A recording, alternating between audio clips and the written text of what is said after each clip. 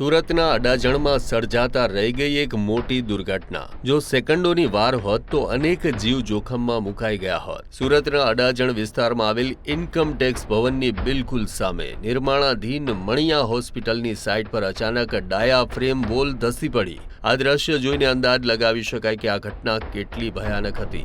મળતી માહિતી મુજબ સાઇટ પર બાંધકામ માટે આશરે 100 ટન જેટલું સ્ટીલ મંગાવવામાં આવ્યું। આ વિરાટ વજન દિવાલની એકદમ નજીક રાખવામાં આવ્યું હોવાથી તેના ભારે દબાણના કારણે આખી દિવાલ પત્તાના મહેલની જેમ ધરાશાયી થઈ ગઈ।